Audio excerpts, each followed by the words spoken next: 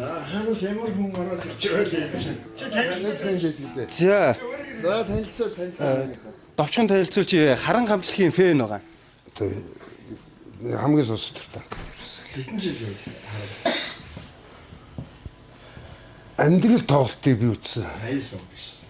Тэгээ тэр өдөр нөгөө дархан томс тусаад дархан явах байсан чинь болоод хөдөлт өвдөж ягаад тэр амьдрал тоглолтыг үзчихсэн. Тэгээд ерөөсөө одоо миний нөгөө ямар сандаа манай цуг явдаг хүмүүс ингээд миний тэхвчин дээр дандаа л харан гавж идэг байхгүй. Тэгээд юу сонсож байгаа гэдэг. Маа үзэхгүй гэдэг тэгэхээр нүүд чинь өөддгүү юм уу гэж хэлдэг юм. Үгүй ээ өөдөхгүй шнэ өөдөж болохгүй гэж хэлдэг.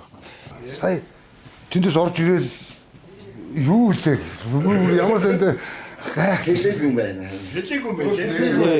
Өөрт нь хэлээгүй. шүүгээд нэг хэсэг харлаа гэдэг. Мөнөө биш юу гэдэг. Тэгэд ийм фэнийг би яаж мэдхүү гэхээр би шивээс нээжсэн. Харангах гээд логотой харангийн логотой тэгэд амьдрал гэдэг дууных нь мөртийг бичээд Энэ миний энэ хамгийн дуртай бадаг. тэгээ энэ бичгийн болохоор эхнэр нь биччихсэн. Шууд гарн дээр нь яаж би мэдээд байна вэ гэхээр энэ хүн манай аав байгаа. тийм үү. Ийм учиртай фэн байгаа. Тэгээ миний таньдаг харангийн хамгийн том фэн. Ингээд зогсож байна. Ийм ингээд гоё фэн орж ирсэн чинь нэг мэлэг өгч. Энэ одоо спешиал гэдэг одоо ингээ хапчихсан байхгүй юу? 30 жилийн агаар ингээд төрийн сайрхалтын юугаар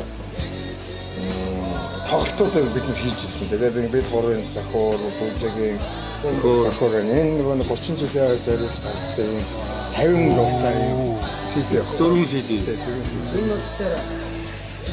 Энэ CD-ийнх нь хайрцаг. Тэгээ чам одоо уйлаад ах дээр чинь тэгээ чам ингээд Одоо гарын үсэг ирэх.